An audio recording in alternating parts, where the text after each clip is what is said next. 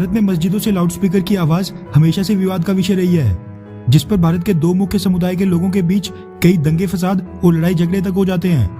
क्योंकि कुछ लोगों को मस्जिदों के लाउडस्पीकर से आने वाली ये आवाज परेशान करने वाली लगती है, तो कईयों के लिए ये धार्मिक आस्था का मामला है।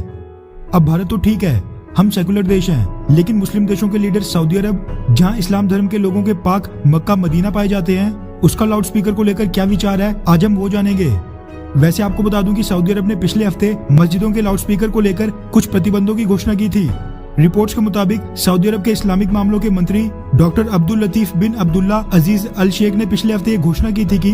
सऊदी अरब में मस्जिदों पर लगे लाउडस्पीकर्स की आवाज को 1/3 यानी 1/3 तकरीबन 33% से ज्यादा नहीं रखा जाएगा, और न ही ये होनी चाहिए। उन्होंने कहा कि स्थानीय लोगों से लगातार मिल रही शिकायतों के बाद ये फैसला लिया गया है,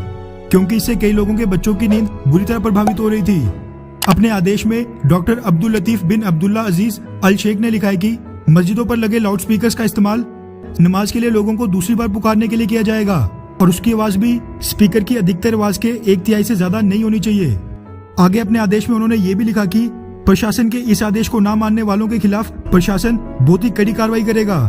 सऊदी अरब के इस्लामिक मामलों के मंत्रालय ने इस फैसले के पीछे शरीयत की दलील देते हुए कहा कि सऊदी प्रशासन का ये आदेश पैगंबरे इस्लाम हजरत मोहम्मद की हिदायतों पर आधारित है, जिन्होंने ये कहा है कि हर इंसान चुपचाप अपने रब को पुकार रहा है, इसलिए किसी दूसरे को परेशान नहीं करना चाहिए और न ही प्रार्थना के दौरान दूसरे की आवाज पर आवाज उठानी चाहिए। सऊदी अरब प्रशासन ने अपने इस आदेश के पीछे ये भी तर्क दिया कि इमाम नमाज शुरू करने वाला है, इसका पता बस मस्जिद में मौजूद लोगों को पता चलना चाहिए, न कि आस पड़ोस के घरों में रहने वाले लोगों को।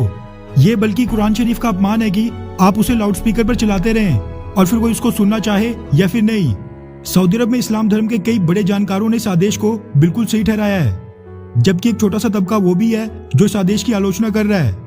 वैसे थोड़ी आलोचना के बाद सऊदी अरब प्रशासन ने ईद और शुक्रवार की नमाज को इस आदेश से बाहर रख लिया है। सरकार ने ये प्रतिबंध ऐसे दौर में लगाया है जब सऊदी अरब के क्राउन प्रिंस मोहम्मद बिन सलमान सऊदी अरब को एक लिबरल यानी उदारवादी देश बनाने का प्रयास कर रहे हैं, और वो चाहते हैं कि सामान्य जनजीवन में धर्म की भूमिका बिल्कुल सीमित रहे।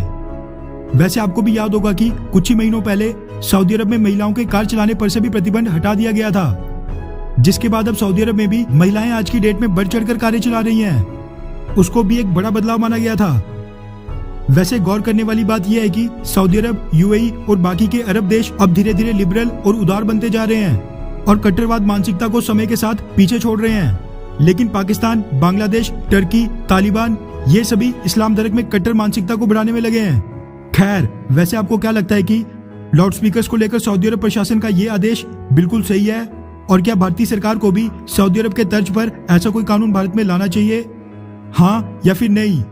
नीचे कमेंट करके अपनी राय जरूर। अच्छा सुनो, चैनल को सब्सक्राइब करो, उसके बाद घंटी बजा देना ताकि अगली वीडियो आपसे मिस ना हो पाए। Thank you.